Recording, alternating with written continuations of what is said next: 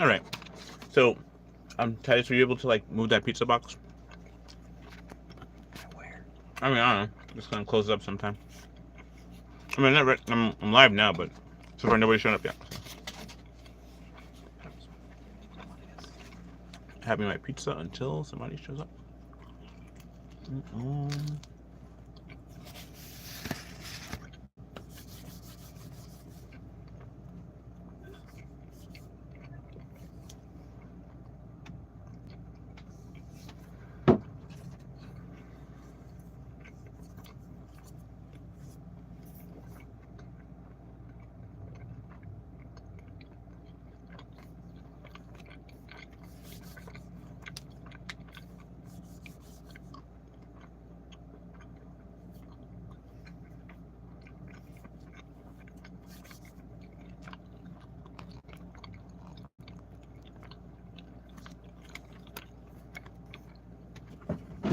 Daniel, Ooh, ow. is this in the fridge? Just hang on to it. I can't really put it in the fridge right now, honey. Mm. All right, folks. Hello, everybody. This is Greg, and pretty much I just had me a nice little pizza, and so pretty much I'm not done with the pizza yet, but I'm gonna go. Just pretty much, I wanted to go ahead and start with you today about how. Get the smell clear, man. Thank you so much for watching tonight. Those of you who are watching, those of you who watch at a later time, pretty much what happens. I'm just getting ready, and so right now it's about 2 minutes in. I'm going to go ahead and start with tonight's program. Well, usually what I do, either Wednesday or Thursday night, when I do this thing called a Sculpt and Chat. For those of you who haven't had it yet or never seen it before, what a Sculpt and Chat really is that I'll be making a sculpture. I'll be making a sculpture from masking tape using handy dandy masking tape. And what I'm going to do, I'm going to make it into a creature by your choosing. Whatever creature you decide for me to make, I'm going to go ahead and make that. And before I do all that, I want to kind of like give you guys a heads up of things I've been working on and kind of like a thing. So I want you to know, do you want me to see it? You want to see me sculpted like this way, or you want to have it in the hands sculpted, where it's like kind of like you see just my hand sculpting and you don't see me, but you can see me doing it this way. So I've done it a couple times where I have it like this when the camera's facing me and I just sit and I talk. It's kind of a more relaxing position for me because I don't have to stand up and do this. But if it's more better for you, just let me know. So pretty much I'll ask this question again in a few. But pretty much what I'm doing tonight, I'm going to be going ahead and do some sculpting. So I'm going to be sculpting with masking tape, but it's going to be of your choosing. So whatever you like for me to make, something's family friendly, of course. No politicians, no politicians. But I can make something for you. Just once again, I just ask you to give me a thumbs up in the chat. Give me a thumbs up. Let me know everything's working out clear. I just wanted to start this. And we talk about different various topics. And different topics that we talk about. We mentioned about how things are going on in the world, pretty much, or whatever floats your boat, whatever comes up in the chat. But for the most part, what I'll be doing, I'll be making some masking tape artwork. And again, just go ahead and let me know what you'd like for me to make. Suggestions, definitely suggestions are accepted at this point. So if you want to make any suggestions, feel free. Please feel free. And pretty much, start a Q&A, start a poll, start a question answer. Let's see. Let me ask a question. Ask a question. Question is. Let's see what do you do. Ask the question. All right. What shall I make tonight in this hour? In this hour. Okay, what sculpture? Okay, I'll write that in there. What sculpture? What sculpture shall I make tonight in this hour? All right. Challenging, please. Okay, what challenging, what difficult sculpture shall I make in this hour tonight? Okay. Answers will appear as chat messages. Okay, so done. Here it goes. I'm gonna put it right there in the center. What difficult sculpture shall I make tonight? Let me move that over here. Right, and pretty much let me know. Definitely feel free to give me a thumbs up, and so definitely give me an idea. The first person to give me an idea or whatever, I'll start making that sculpture. Or pretty much if it's a combination of whoever comes first or whatever. But definitely write me a message, write me an answer. What difficult sculpture should I make in this hour? Because it's only for 1 hour. But folks, I want to say thank you so much for being here. I just to finish the body paint. I just did the body paint and I got all the paint off. I hope I did. I had a unibrow before, now I don't. So I guess that's good. So anyway, and I made it like a giant fish, so I look like a fish. And so yeah, so definitely. Let's just start Q&A. This is something went wrong. Please try again. Okay, I guess that didn't work. All right, so let's see. Start a quick Q&A. I don't know. Ask a question. So I'll ask a question again. Let's see if it works out. Let's see. What should I make tonight? What challenging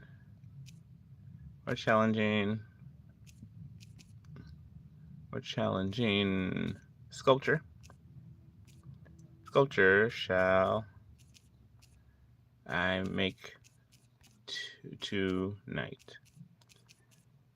You decide.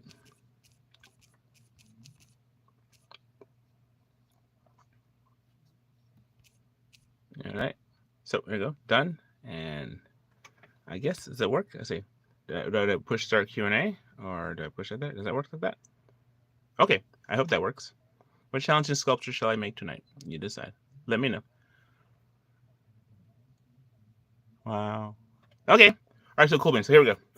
I'm going to wait a couple minutes, and after that, I'm gonna start making something. So go ahead. Somebody go ahead, pick something. Let me make something. Last week we made where is it? A couple weeks ago I made this one.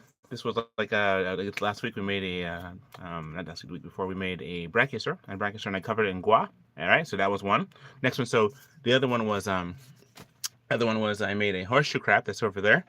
Let's see, I have a venom. I didn't make venom live, but just in case I just want me to make a venom live. There's like a venom. Venom. So yeah. So anyway, so the thing is, let me know what I can make, please.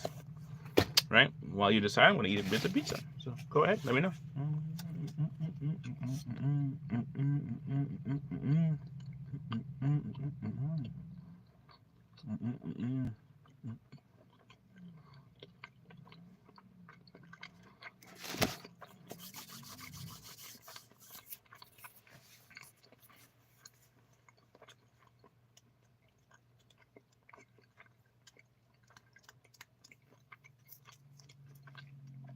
Also, another question.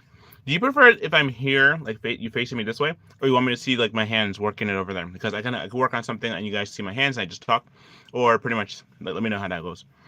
Well, anyway, what'll happen until I get an idea? I'm just gonna just chat, I guess, until somebody gives me an idea. So what happens is this, right? For the most part, though, we have been making a lot of different art, and I am just really excited by the different things that we can do. So for the most part, though, the stuff that we are able to make is pretty much anything, right? And so I've been getting a lot of commissions, and people usually ask me commissions for their pets, for the dogs or cats, or the lizards, And so I have the most complex one I had as a pet was someone asked me to make a turtle for them. Actually, they had a box turtle. It was a big old like box turtle, and it was big. So then I had to make that into a pet for them, and that was pretty cool. The other thing too is like the most complicated sculpture I ever had to make was a Negrigante. Those of you who know Monster Hunter World, a Negrigante is one of the boss elder dragons type thing, and it looked like it has 4 legs, and it has wings, and it looks like a big old bat with horns. Very cool. So I made it. That was the most difficult because it had like almost like 100 or 200 spikes on its back and on its wings, and I had to put the spikes on its wings to make it happen. So that was pretty interesting. But for the most part, though, that's one of the things we have there. That's one of the situations. So definitely. So yeah, let me know in the chat if you guys want to make something, or I'm going to start working on something, and I guess I'll switch in the meantime. So what I've been making lately, I've been actually working on making people, right? So when people have like birthdays and stuff like that, I ask them if they want me to make a sculpture of them, because I can do that. Also, people ask me to make like, I guess it'd be pets. But for the most part, though, one thing I like about making pets and making creatures is that, it's something when you have a picture, but something is really cool when you're actually able to just kind of like have a 3-dimensional, durable, not clay, not plastic sculpture of this person. And I worked on a model the other day and pretty much had the model completed. And so one of the things that this is here, I'm probably going to make a person. So I'm going to go and make a person tonight. I made the Yeti, right? The Yeti, I'm going to show you the Yeti real quick. Let me go grab it real quick. It's my notes I put there. And so it's to say that tonight on YouTube. And so I'm using the other camera, I guess. So this is one. So here, Yeti. And this one was from the movie Smallfoot. Of course, when anything rolls under your hands, it always rolls into the deepest, furthest part. Like something rolls out of your hand, it goes into the car. That's what happened. It goes right under the center of the car. So what I'm gonna do, right, is I'm gonna make another Yeti until somebody else comes along and tells me what to make for them. Because it's like one of the thing I like to do is just make cool art. So here's Yeti. Let me put him in my head. Like this. like that. I'll put them behind my head. You'd be like, yes. Who's your master? Right, so like that. So I'll have the Yeti on top of my head. All right, so I'm just gonna move this out of the way real quick. I'll put this over that way. I don't know if you can see it, but definitely there's a Yeti on top of my head. And so my daughter's over there. So okay, I guess I'll be over here today. Anyways, long story short, what happens is that I'm gonna make a person. I don't know which person to make yet, but I might make a four-armed Yeti. Let's do that. Okay, so I'm gonna sit down and talk with you. So, okay, to tell you about the super chat, the Smallfoot. All right, last week I talked about it. My wife and kids and I, we were watching Smallfoot. So my kids watched it first, and they're like, "Dad, you got to watch this video, right?" And I'm like, "Okay, if I watch this video, it's gonna be pretty cool because if I get a chance to do that, it's gonna be, I don't know what to expect from it because all the commercials on it was just terrible because they did a really terrible bit of what do you call that? Marketing. They did the marketing was very terrible on Smallfoot to the point where when I saw it, I didn't know what to expect. It actually hit me so hard. It was such a movie that hit me so hard because one of those movies about like just kind of understanding that sometimes when we think of the elite are trying to hide stuff from us, actually the truth of the matter, they're actually might be hiding something that could be very, very dangerous, So, and it's like you have to kind of bear, like for example, if you know that there are dangerous creatures out there that can really hurt you, there's two things you can do. You can tell the tribe about it and the tribe know, or you can pretty much not tell the tribe about it. Let's bring the camera down a little bit more so you can see a little better. I don't know if I can bring the camera down a little bit more. Let's see. Yeah, it's at the bottom, so I have to kind of hold my hand up.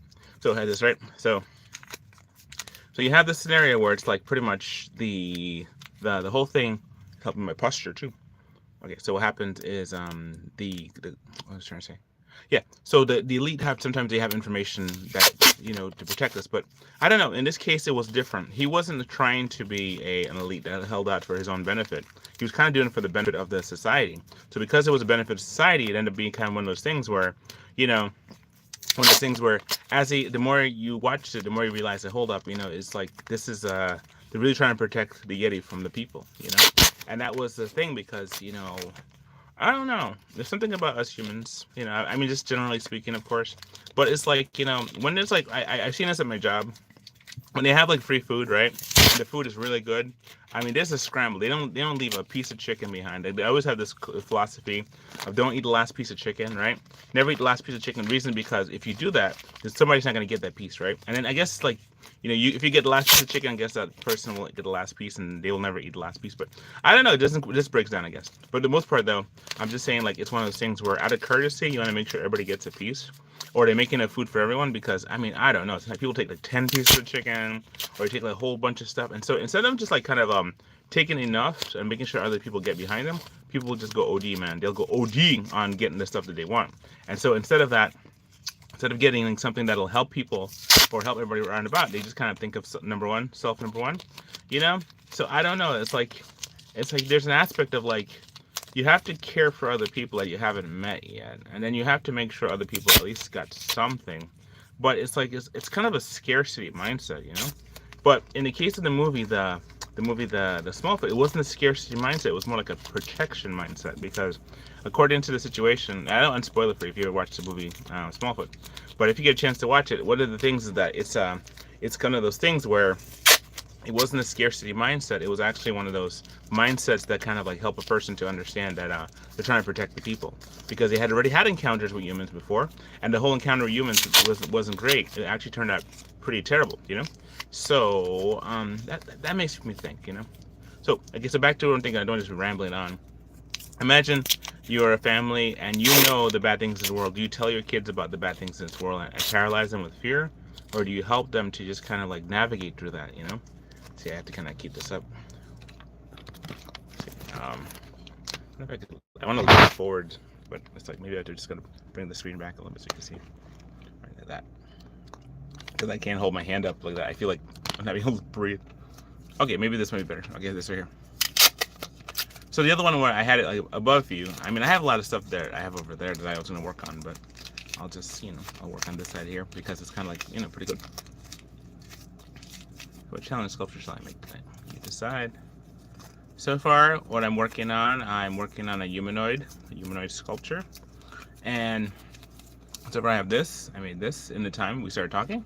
Another 45 minutes and then I'll be done. I try to keep my chats to about an hour because what happens is like when I do a live, like a real person interview thing, I do like maybe 2 hours.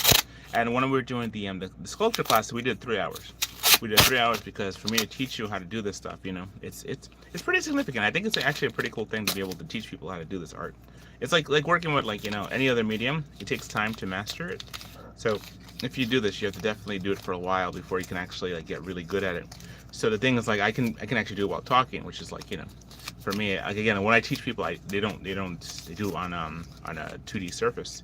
But me, I sculpt in 3D space, so I'm actually floating in the air, have it float in the air, sculpting it. So it's kind of thing because for me, I'm kind of feeling all the sides and kind of trying to rectify where things are gonna go, shoulders and arms and things like that.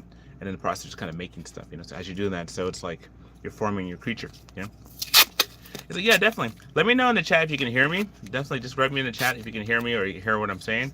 Let me know. Give me a thumbs up if you hear me. Definitely like and subscribe. But for the most part, it's like I'm constantly working on new things. We're trying to find another location to do our art business at. So we've been looking at that. We just got the car in the shop, and the car was like we had to have it repaired. I showed a couple of videos about that on my Instagram. So if you want to take a look at that, you can. But don't do it now. Do it later. The other thing too is like pretty much we have been just kind of dealing with some stuff. I'm not going to get into that on this here. I'll talk to you more about that, some other time. But just one of the things, like, God has been, like, just kind of directing our family and stuff. And work has been pretty good. Work is very hard to do sometimes because it's like, you have so much, like, work. You have work to kind of figure out what you're going to do and then, how you want to go there and what you want to do about it. And do you want to continue or do you want to get more hours and things like that? And so now that they've removed overtime, they're charging overtime. So whenever someone gets overtime, they get more money. So that's great. It works out better. That's one good thing. He kept his promise that he was going to do that, and that's the thing, And so I'm not sure exactly how soon before it becomes like in effect, but very much so. It's one of those things that has become a very good a thing for people.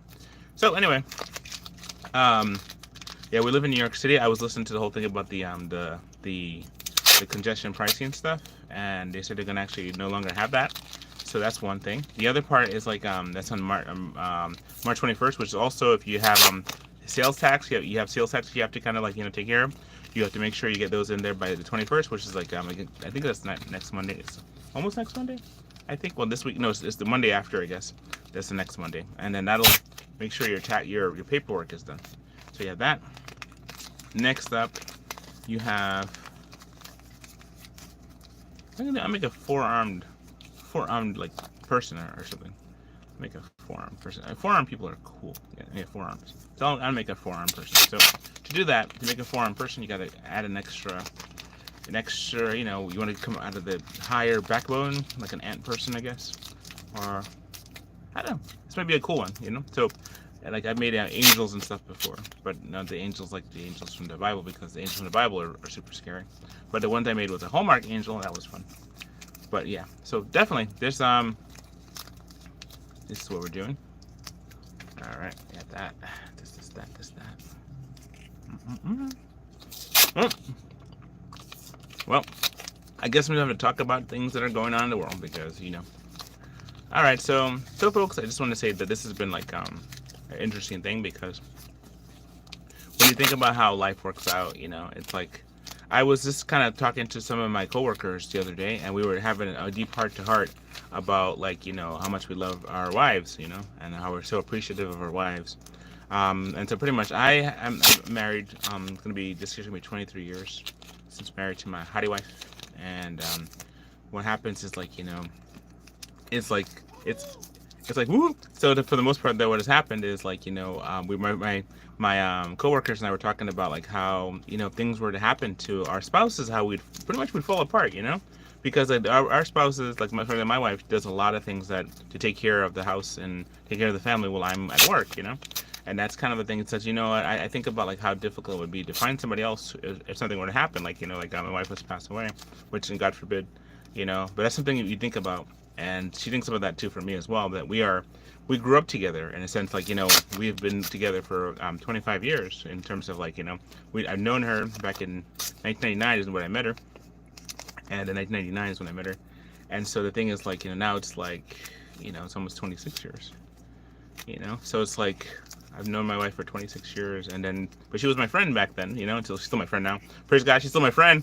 But for the most part, though, it's like that's a testimony to marriage and testimony to just how when you work together. Because like what happened for me, right? When I was growing up, I grew up in a house where my mom and dad they stayed married until my mom passed away. Until my mom, and after my mom she died, my mom and dad were married for 31 years, and so that was like a lot. A lot of things happened in that time. So you grow a lot together. You have a lot of time where people grow and they spend time getting to know each other, right? So for example, like an event, like for example, we had our four children together. All four of our kids are born in our marriage together, and so they're my children. They're not like somebody else's kids, and I'm get into a family with them. These are my own children from my family. And then the other one was then it was like the other one was like how what's the word? The other one was how it's like I lost my train of thought for a second there. So all our kids, right? All of our kids are from our marriage. So like if a person like gets married again and they have kids, there'll be two sets of kids. Like you have the kids from their first marriage and kids from their second marriage, and that kind of becomes a blended family. And sometimes you have a lot of power dynamics, that happens when you have a blended family. But for the most part, they'll like, let's say, so now my kids are almost grown up, all grown up, they're at the age where they're kind of getting to the age where they're pretty much, they've already like started to grow really well. And, thank God for that. And so, I don't talk much about my family, but what happens is like in the situation with my family, you have it where they've grown up quite a lot, so here's got this so far, right? And so what has happened is, if somebody else was to come into our life, like if my wife passed away or I passed away and my wife was to remarry, it'd be a whole different dynamic. The kids, I was talking to one of my other coworkers, and they were telling me some things about their life. I can't go into too much detail, but they were saying that they had to introduce their kid to their new spouse, and that was like that was kind of interesting because like the kid had to spend some time getting to know them, and the kids had to learn how to appreciate them before they decided to commit, into a relationship. And so that's the thing. It's like, you have to do a lot of check boxes. So I think that marriage in and of itself is a very powerful thing. It's like the base of society. Like I would say, the next thing higher than marriage is God, in terms of the society, because what happens, you have the base of society is a husband and wife team, and then you have it where it's like, they build together and they work together. And then the other side of it is like you have it where, you produce children and children follow suit, So you have like the whole dynamic of like, following the order. And when my coworker and I were saying about like what did make Adam and Eve, what made Adam take the what he called the fruit, God told him he had no prior hang-ups, he had no situations, he had no previous relationships, he had no no neighborhoods drama, he had no racism, he had no fear of this or that, he had no bad school upbringing, he had no bad neighborhoods, he had no drugs, he had no things like bothering him. And so what happened was like he had nothing except the thing. And my coworker said it must have been that booty or something like that. Eve must have had the bestest booty to look at in the world, and so he just took the fruit because he loved that booty so much. That's what my coworker said. I just telling you what he said. And so I guess I was like, you know what, I understand that. Because anyway, so long story short. But the thing was like, 'cause he had no hang-ups. I mean, what could it possibly be to make him take a fruit that God warned him it'll kill him? He was like, yep, it was that booty. It was the booty. So made sense. So for the most part, though, you have this scenario where it's like when you're faced with a situation, right? It's like that's something that you have to have the families work together. Otherwise, you could have conflict. Otherwise, you'll have conflict. Again with that. See, it always goes in the same spot. That's how it goes. Okay. You drop the tape. There it goes. So it's the same spot. So you have conflict, right? You have the conflict aspect of like trying to make sense of it. So we were talking about different things, and then it's like another thing too is like I learned is that a lot of lessons I learned this week, and we're also watching the movie Smallfoot, which I have a Yeti on my head. Is that sometimes it's really good to communicate with people. I mean, as hard as it might be, it's good to communicate if they're willing to listen, willing to hear you. Sometimes people don't want to listen to you. They don't want to hear what you have to say. And that makes it all the more difficult. You have to find people who will listen to you. And those are your people. Because what will happen is if, for example, you have people who will not listen to you, then and they choose to misunderstand you no matter what you say. It's not a good thing. It really isn't. It just works against you, works against them, because you can't communicate. If you cannot communicate, then you start like acting without words. I was listening to a bunch of things today, and they said that sometimes people just can't understand. They just cannot understand what it's like, and they just try not to. So because they try not to understand, they make a miscommunication continue to happen. So because they make miscommunication continue to happen, it's one of those things where people become more and more distant and estranged. So if you want to end distance, you have to talk. You have to sit down and negotiate and plan and work things out and make sure everybody feels comfortable. That's one thing for my wife and I. When we started our relationship, right, we decided that we would talk about all of our fears. We said all the fears that we thought we'd possibly have. That was the number one thing we did. We went and got some jelly beans, right? Went to Walmart. We got a little basket, right? We put a little basket, and we took all of our fears and we put all of our fears into the basket, right? And we named them. We named all our fears and said, before God, this is what we're afraid. We're afraid of this. We're afraid of that. We're afraid of that. And I tell them the whole world what my fears are, but pretty much we told our fears, right? And after that, we ate the jelly beans. Yep. Then my screen fell down. Hold on. Yep. That's when your screen falls down. That's when your screen falls down. And that's when your Yeti falls off your head. Alright. That's when your flag falls down. Okay, so let's try that again, shall we? You notice I'm pushing on my screen too much. Woo! Yeah, baby. So here we go. Alright, so you sit right there. Oh, goodness. Hair. So okay, so what happens is this, right? I'm gonna put the Yeti back on my head. See what he did? He knocked down the thing. It was him. It wasn't me. It was him. So back up there, buddy. So okay. I wonder why Yetis are blue. I don't know, because they're cold. So, and they'd be sad too if you had to eat ice cream for breakfast, lunch, and dinner. Or just ice, baby. So yeah. So for the most part, though, this is what happens. I gotta back up some. Oh, goodness, I knocked it down again. All right, cool. All right, so. Ooh. Well, that's just terrible. All right, hold on a second. Don't look at me behind. Don't look, please. Thank you. All right. There's right there.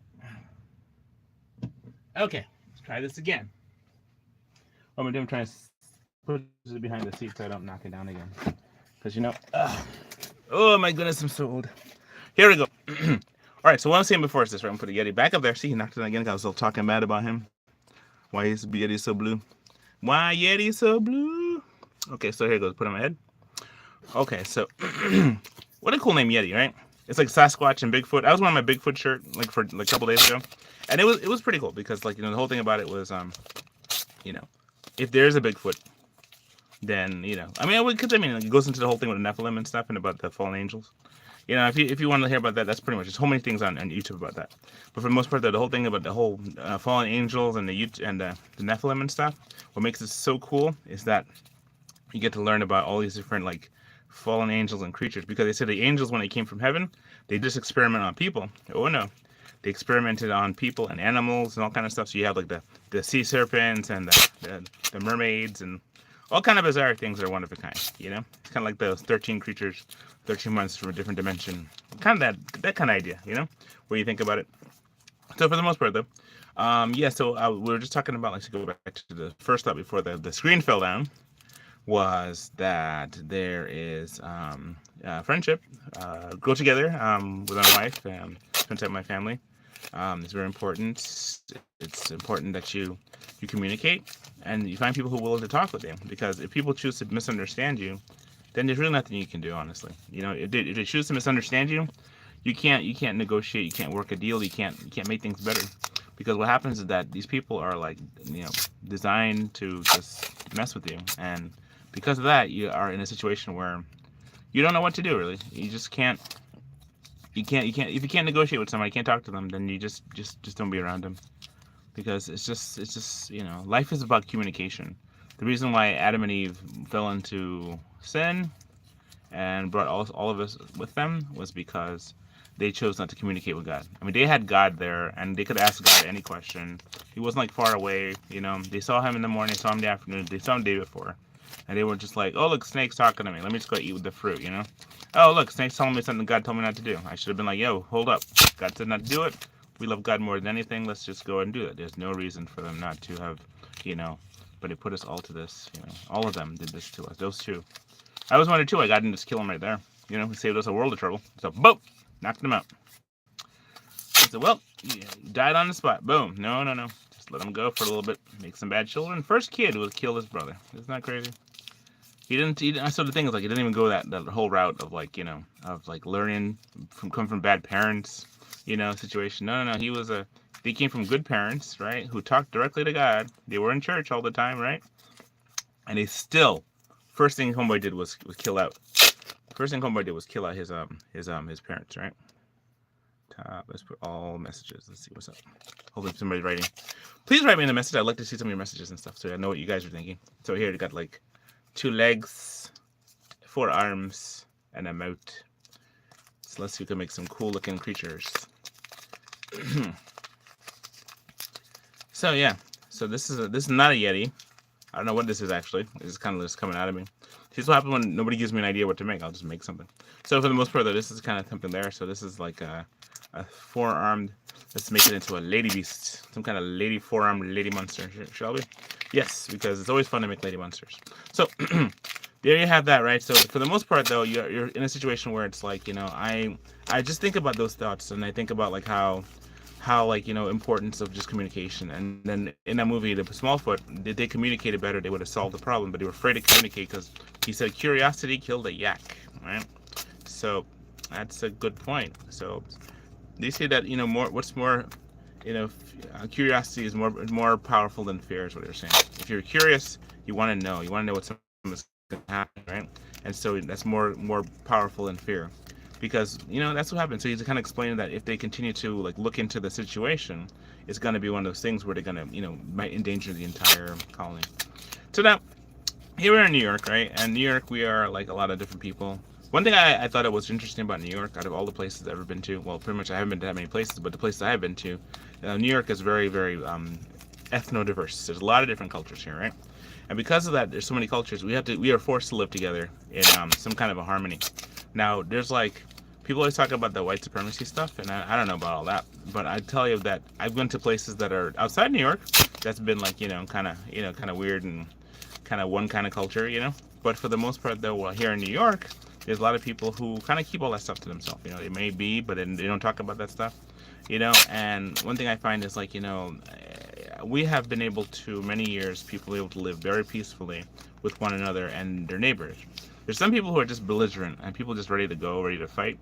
I don't understand that. That's one of those things that doesn't make any sense to me. Why people are always ready to fight? Because at the end of the day, you can't fight everybody. You have to make peace. It's like that thing about the apocalypse thing, you know? If, for example, you're in the midst of an apocalypse, right? And you have the apocalypse, you can't bug out bag your way through the entire thing. You're going to have to make alliances with people. You're going to have to make sense and have to talk to people. You're going to have to make deals. You're going to have some kind of a skill set that people will see and people will understand. And in the midst of that, when you do these things, right, people will see that you have some kind of value. Otherwise, they're going to eat you. They're going to put you in a pot and they're going to eat you, right? Because if you don't have a skill, they're going to roast your bones, right, and make a hat out of you or something. So if you have no skill, acquire skill while there's still daylight. Okay? Learn how to do something. Learn how to do Zumba or something. Learn all kind of different skills, you know? Learn as many things as you possibly can. Learn how to cook, learn how to sew, learn how to wash clothes, learn how to take out garbage, learn how to do everything you possibly can, because you never know when the poop hits the fan, all right? You better be ready when the poop hits the fan. So, because what happens, you know, you never know. So it's good to learn as many things as possible so that you're not the next meal. Because you'd be like, yo, because it comes down to, well, we need a cook who can cook food for us. We need something to cook. What shall we cook, you know, kind of thing, you know?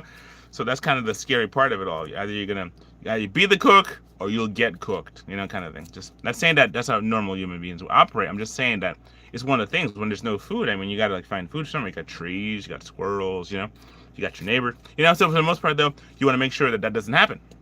So what you do, you make yourself valuable, my friends. Make yourself very, very valuable. You are the go-to person. You learned a lot of different skills. You acquire tool knowledge. You know how to fix cars. You know how to take out the garbage. You know how to wash dishes. You know how to sew clothes. You know, all the stuff that, you know, we're kind of trying to get away from doing the AI stuff. For example, here I'm making like little sculptures, right? This is kind of an interesting art in and of itself. I don't think it'll save me from being eaten, but it'll definitely, you know, amuse the children before they do. So if you can talk and teach children, that's something there that'll, definitely, keep that in mind. So if you want to, see it live, you learn self-defense, learn self-defense, but also learn health. Learn how to recognize different trees, There's like Jason Hansen stuff, talking about that. He has a book, it says about like, alone and not afraid, because there's a show called Naked and Afraid, and that was a bunch of survivalists and stuff like that. And I haven't watched much of it lately because it used to be on Discovery Channel. We don't have cable anymore. But when we used to watch that thing like religiously. Okay, we used to watch like we'd come home and we watch that show, and we I have a couple episodes still like on Drive somewhere, and so we watched a couple because I have a friend of mine who was in Australia, and she was one of the so I actually made a Sculpt server. If you look at my Instagram, I made a Sculpt server, and so she's an awesome person. So an awesome Australian.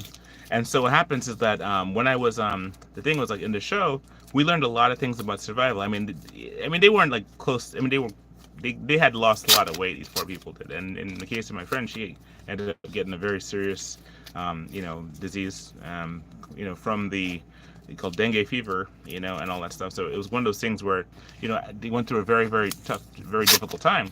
Long story short, what I'm saying is that, you learned a lot of stuff. You learn what's important, what's valuable. You learn different things. And one of the contestants, I'll tell you his name was Joshua Bell. He brought masking tape, right, on the trip. If you ever see this episode, he brought masking tape, and he's such a cool guy. Oh my God, we're still friends on like Facebook and stuff. Anyway, long story short, what happened was like he brought masking tape, and that helped him out a lot. He was able to make like cups and tie things together and stuff. And he brought a roll of masking tape. I was like, dude, you gotta bring like 2 rolls, And but for the most part though, he did it, and he did it for like for about 5 days. Unfortunately, he didn't stay for the whole time, but he did have a good time in terms of like he was able. I was able to become friends with him, and I really admire the fact that he was able to do that. I wanted to go on the show myself. I applied for the show. My wife was like, praise God you didn't get in, but I applied, and they actually wrote me back and said that, my skill set was not there yet, but I've grown since then, let me tell you. So we've gone through a lot more stuff, but for the most part though, it's like, it was like they were going to do another show, and I just really wanted to do the Naked and Afraid challenge. I really did, because I thought that would be like the ultimate proving ground. But then, we had many times to prove it ourselves too as well. We had the car accident that happened last year. That was crazy. All right, we're talking about crazy. That was crazy. The whole car accident thing, because what happens is like you're faced with a scenario where you're dealing with people, and you have to deal. I'm telling you a lot of things. I've seen a lot of law enforcement in the last couple of weeks and months and years, right? And so we've seen the fire department, and we've seen how people help and how people come to the rescue when you're in danger. Because immediately after the accident, there was a guy who rolled up on us, and he was like, "Yo, this is not rolled up on us so bad." He rolled up like across to help us, and he said, "I want to help my wife and to walk her through the situation." I was just like, "Okay, get the kids out of the car. Everybody get out of the car." And when the car to blow up, and see, my wife's car door was pinned, so she couldn't get out right away. So it was one of those things where we had to kind of work through and try to make sense of stuff, And so for the most part, though, it was one of those things where it's like you have it where these people came up and helped, and that's something that's like a code of ethics, that you got to go help someone in need because you have the ability to help them. That's what I'm saying before. If you have a skill set, you need to learn your skills really well, because you have to do it in the dark. You have to be able to do your skills in the dark when there's no power, right? So you have all your computers and stuff like that, as much as you can. I was talking to somebody too about that too, that we used to have the mindset of, we used to memorize Shakespeare, right? People had Shakespeare memorized, like the whole thing, the sonnets, and they have Psalms and entire Bible passages memorized, right? Now we don't know, can't remember what we did yesterday, can't remember what we ate for breakfast today, right? Reason is because when it looks down to it, we rely so much on the computer, so much on entertainment, so much on stuff that we can't even begin to memorize like we used to. And that's a very key thing. We have to have our brains have so much more things. Like the people before, like somebody said, if you were to be brought back in time and you could pass a math test today, that's great. But if you brought back in time and they were to put you like 200 years into the past and they asked you to build a house and you're like, I don't know how to build a house, or they asked you to build a boat, like I can't build a boat. You can't be like, they say, can go fetch some water. Like I don't know how to fetch any water. One of the things you have to go get some food. You're like, I don't know how to get any food. We would be considered idiots. We would be considered idiots because we wouldn't be able to know how to survive in that society. That society would beat us up and would put us in a pot and roast us. That's what it would do, right? But for the most part, though, if you were to it's kind of like being wise in the circumstance. It's like the Bible talks about that. They're wise in their generation. Like in a generation, you got to be able to be wise and know exactly how to and where to go. what you should do. Because at the end of the day, right, if you don't know how to operate in the world that you're living in, right, you'll be considered an idiot in that world, right? And so there's a lot of things. There's a lot of things that you have to be able to figure out and fathom and make sense of, But for the most part, though, if you don't, you're kind of out of step. So that's what happened. The thing about school, my wife and I, we decided that we'd homeschool our kids because it's like, it's not without its consequence. I mean, there are many people who get really mad at you for homeschooling your children. They really are mad at, and there's a lot of people who just get quite upset about the fact that you're willing to spend time with your children, and they don't, because I don't know. At the end of the day, it's kind of like a lot of people go for stuff that I don't know. Everybody has a choice to make about what they're gonna do, right? So when people make choices, they're able to do stuff and go places and things. But for the most part, though, it's like everybody has to make a choice about what they're gonna do. And so, long story short, it's one of those things where you can't really get mad at somebody else about choices that they make. You really can't. At the end of the day, really, you have to stand before God and give an account. Everybody has to do that, whether it's good or bad. Whether the people are like executives of this company or that company, whether they're good people or bad people, they all have to give an account. For the stuff we've done. And the Bible says the first thing we have to do is make sure our salvation is secure. Make you call in an election sure. Make sure you know for sure you're going to heaven. The Bible says you can be sure of that. It says not by works of righteousness which we have done, but according to His mercy He saves us. We are saved not by works of righteousness, not by doing good deeds, because we can't do enough good deeds. Imagine that. It's like kind of, like somebody said, if somebody was to like get hurt, and you gonna offer them $5 for that? I mean, you're gonna try and cover their expenses, yes, but if somebody died, what can you possibly pay them? You're gonna pay them. What kind of money can you pay them to take care of that? That son. They had a situation where there's a book. It talked about like how there was a son who saved another son, right? And the son that was a top person. He was the best of the best. And what ended up happening was that the other son was kind of like a loser. Didn't do anything. It was actually the reason why he got thing was because he was just fooling around, and he got like the good son who could swim and all that stuff, who was a champion. He went out to save the dumb son, the other person's dumb son, and he died in the process. And so what can the father of the bad son who has lived, whereas do for the son the father of the good son who gave his life to save him? What can he do? Could he offer him money? Could he offer him like I don't know, what is it, a sandwich or something? What could you possibly pay back that person?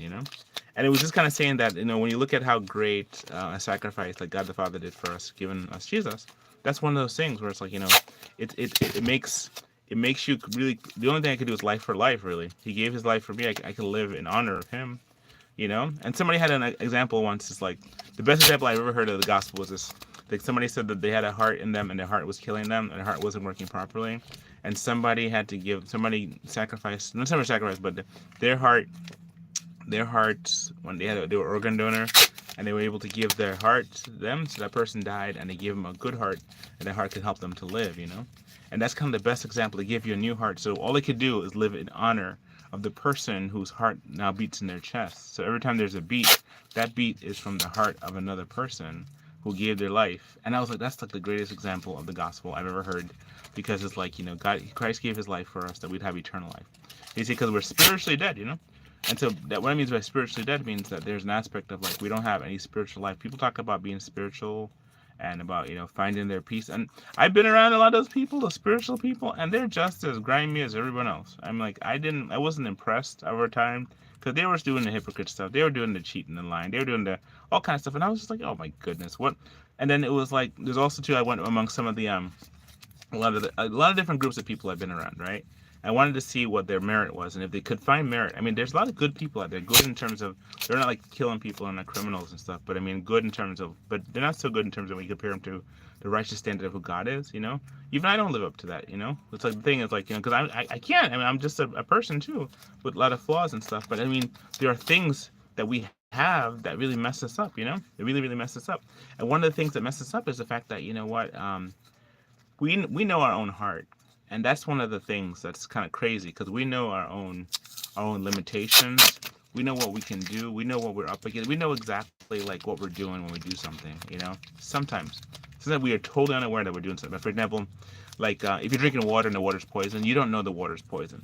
But the second you know the water's poison, you can't drink that water anymore. You just can't do it, because now you know the water is it's tainted. It's not good. It's not good for you. And to have it like that, where it's not good for you, it's just a bad thing altogether, right? So for the most part, though, you have that. So if you're thinking of a situation how it's like, you have a situation where it's like, something is bad, and you act again. It's kind of, I think that's when people really commit sin, and because when they know for sure that they're doing something wrong, they still do it anyway. Like if you know, like to lie to your neighbor is a bad thing, and you do it anyway, that's something there. And your neighbor's asking you a question like, "Where's their thing? Where's their garden hose? Or where's their car parked?" And you stole their car, or something like that. And ask them for something, and they just they go ballistic on you. That's something there that's like hold up.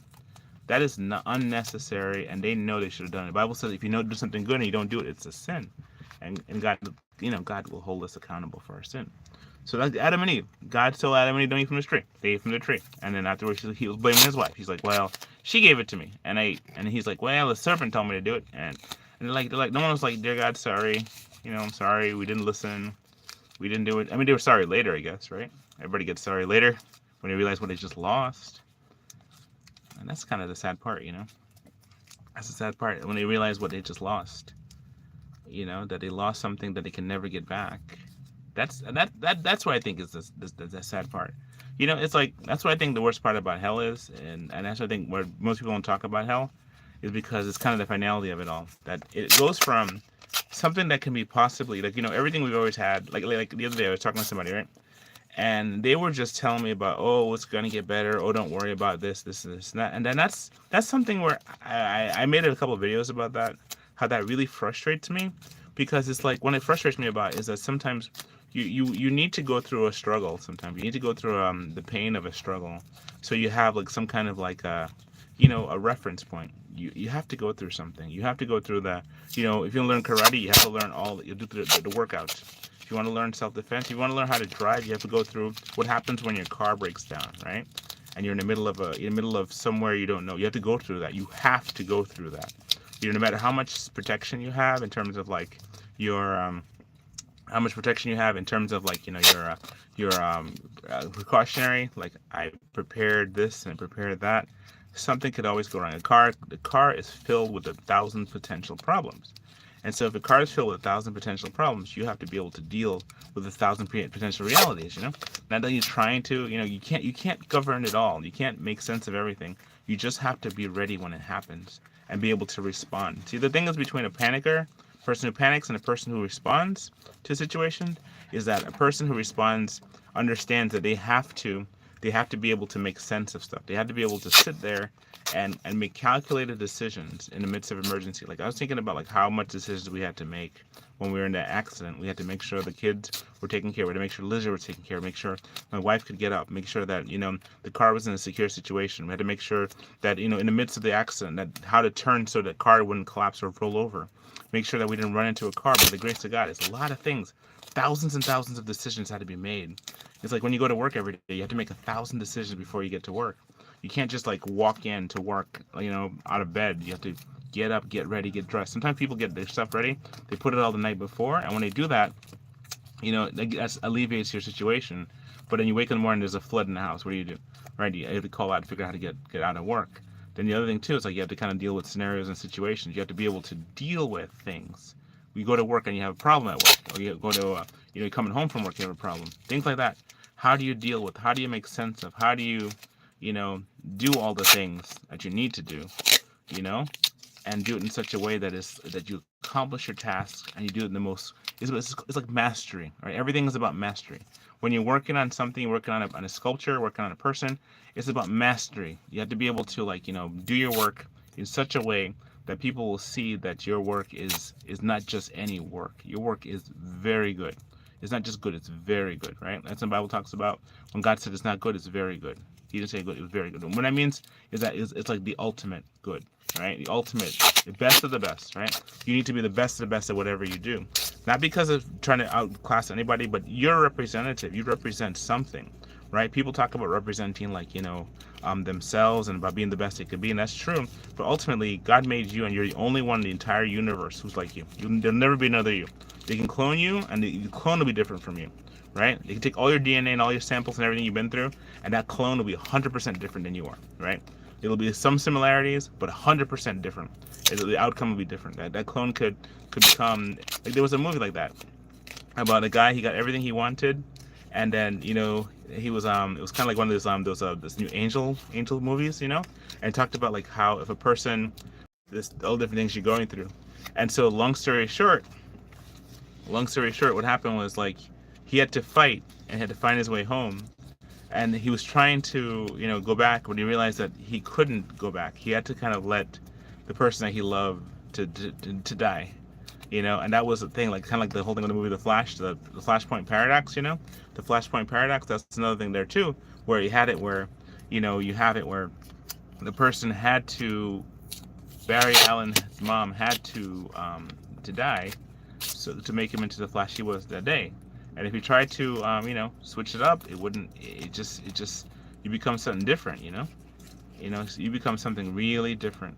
And anyway, long story short, one of the things is like you think about is that the train of thought. I was just really on it that you got to be the best you can be because you're the only you that's there.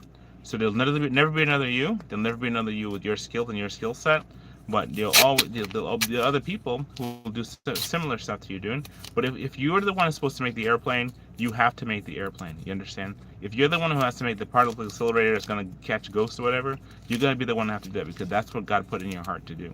There's going to be other things that are going to try and knock you down and knock you around and mess you up. But ultimately, what it comes down to is that you have to be the one that does the thing that you're put here to do. You have to do it. So, for example, you can't blame other people. If you're supposed to be a jungle doctor, you got to go be a jungle doctor, right? I mean, sometimes things will move around. But I remember, like, when I was we were in Bible school, they had this thing where they talked about your calling and your, what you're doing and stuff, And they were talking about this, like they knew, like, you were supposed to know your calling by the time you were, like, I guess, however old you are, And I had a situation where my home church was like, they were not, in a sense, behind me in terms of my direction. They were hoping that I'd come back home and just stay in the youth group for the next 40 years. And then the next one was, it had a scenario where it was like, another set was like, how do you, they were like, they didn't like the ministry board that we were at, or ministry board that we were in. So they didn't say that. They kind of kept it quiet for all the years. So what ended up happening was, instead of them just kind of helping us to get to our goal of doing the ministry work, they were kind of quietly sabotaging us what they were doing. And when they were quietly sabotaging us, what they did was that they didn't help us to get what we needed. And so when we weren't able to get our support raised up, afterwards they started supporting us, which was just so late in the game, And what it was, they gave like $100 a month, right, to keep us in their church system. And it was just like, and we stayed because we didn't know any better. You're just trusting that the people above you are going to do right by you, What ended up happening was that they didn't. They actually were like just all out. They were like as manipulative as anybody else, That's why, like, at the end of the day, it really comes down to you and the Lord. You and the Lord, because He promises never to leave you nor forsake you. He promises to always be there with you. He promises to work with you, and He also give you spankings when you need it. He'll correct you. He'll work with you. He'll help you, But the thing is, like, you have other people, and they're kind of in it for their self-interest. I mean, like, they make sure their kids are taken care of, you know what I'm saying? All the kids of the different people we were working with, their kids were taken care of. They made sure their kids were taken care of. Otherwise, they would be bad parents, right? But it's like, when we grew up with the mindset that, you have to do what's right for the church. As a matter of fact, a lot of stuff that happened in our lives because we listened to the church group, and not the Bible, right? It wasn't the Bible. People who use the Bible. The Bible actually tells you some really good stuff about how to watch out for church people, actually. If you read the scriptures, you learn a lot about how to deal with church people from just the Bible. How to do church people, not church people, but people and religious people are some of the most dangerous people in the world, because what happens is that they believe what they're doing is right. They don't question. Now, it stops. Your religiousness stops whenever you put yourself in a situation where somebody can get hurt. That's where your religiosity kind of stops. You have to kind of say, you know what? If this is going to hurt a person, I have to be careful, and I got to think this through, because there's no way this thing should hurt a person to the point where the person's life is lost, the person is injured. You should be very, very careful about those kind of things, So when you're faced with these things, or you meet people on the road, a lot of us have been gone through a lot of pain, A lot of us gone through a lot of pain, and that's kind of what the scenario is right there. So for the most part, though, I'm just like I'm glad to have been able to find an awesome wife and to have our children and to be. We've been out of the church system for almost 15 years. Last time we went to church, and like as a church thing, it was in 2010. It was 2010. It was the last time we were in a church situation. We stopped going to church back in 2010. And the reason for that is because we decided to make a conscious decision for us, for my family, that we're going to be like nomadic Christians. We're going to be church Christians with no church, and we're going to be the church. And how's that working for us? Well, we learned a lot of different things. We learned that people need other people, and that sometimes what they need is not to be where you think they need to be. Going to a building is not what they need. So that's something there. You have a kind of scenario there where you have to kind of like make sense of stuff. You have to make sense of things and be wise, because you're kind of in a situation where you're trying to make sense of things and you don't know, but you have to ask God for wisdom. Really ask God for wisdom. Whenever you're in doubt, just say, Lord, give me wisdom, because he says in James chapter 1 that he gives to all men liberally, all men and women liberally, and upbraideth not, and it will be given to you. So if you have a question, ask and he'll give it to you. So right now I'm coming down to the end of this. I just wanted to thank everybody who watched with me. This is 4 more minutes left, and I made like some kind of like hybrid, four-armed, weird-looking lady thing, which I'm gonna give her more contour and a beautiful face. Why not? Because you know what? If you're a monster, you might as well have a beautiful face, right? Why not have a beautiful face? My thing is this, right? It's just like I think about all the stuff that we've always seen in scary movies, and there's always some kind of semblance to reality of it. It's always kind of like the outside rendition of what's inside of a person. Kind of see those kind of things, and the monsters are always like, I don't know. I don't know. What does a monster think about? Like, does he want to be a monster? Like the one I thought about when my kids and I were watching, the one about like it's called The Relic, right? And the movie Relic, he had a situation where he was just like, he wanted to be an anthropologist, and he wanted to study the culture that was in the thing, and the culture people, or the people in the tribe, they poisoned him. They turned him into they gave him the poison thing to make him into the Cthulhu, not the Cthulhu, but the Cthulhu, right? And he turns into some kind of like beetle-headed lizardy kind of creature that kind of like very dangerous. It likes to eat the hypothalamus of the people, so so that eventually they give it the leaves, and the leaves would keep it from I don't know, I guess burn it with fire, but whatever it was, they had to deal with the Cthulhu. So they just poisoned the poor guy, and they turned him into a monster. And so at the end of it, there was a part where the lady's like about to kill the monster, and he's just like, I'm just trying to eat, I'm just trying to live. He wasn't trying to be a monster, like monster sake, like like the alien or something that's just a perfect organism, that doesn't even need air apparently, or food. They're just like, it's one of those things where there you have it. You're in a situation, you were tricked by your neighbors tricked you into becoming a monster. You kind of want to find a cure, but now you have no hands, you can't turn back, so you're kind of stuck, and you have the insatiable desire to eat people's brains. So it's kind of like a zombie kind of thing, but what can you do? And you just hope somebody will come and save you. And you go to your friend, and your friend's like, "Ew, you're a monster," and they try to set you on fire. So I don't know. That's kind of a bad scenario there for that guy. So and one day I'll make a Cthulhu, because he has a sad story too. But for the most part, though, I'm coming to the end of my live stream. I wanted to thank everybody who's who watched tonight. Especially those who who just gave a thumbs up and likes. I'm always trying to see whether I should continue doing these things, and I'm not sure exactly how to and when to, because people are always saying about, you need to kind of see things and see if it works. So I don't know. I'm always trying to see things and see if it works. And we've done multiple tests of so many things, but for the most part, though, I made a four-arm creature, a lady beast kind of thing, And so what happens is like there's what I got. So with the last 30 seconds that I have, I just want to say thank you so much for watching my show today. I wish you got a chance to watch my other stuff, and thank you so much for everything. Those who gave super chats, well, nobody gave super chats, but those who gave thumbs up and stuff, I appreciate that. So for the most part, though, I'm going to be very prompt to, end the live stream, unless no one came around and gave it. But I'm happy to be able to make this creature, so I might finish her up and give her some cool scales or something like that, make her a cool looking monster. Maybe give her like more of a hood in the back, maybe like a serpent. I don't know. For the most part, thank you so much, ladies and gentlemen.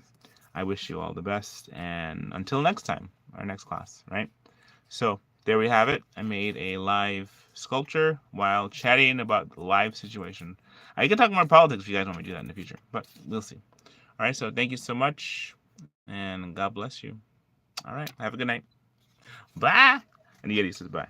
He's like hello. Bite the brain. So there it goes. God bless you. Take care. Talk to you soon. All right, bye. Peace.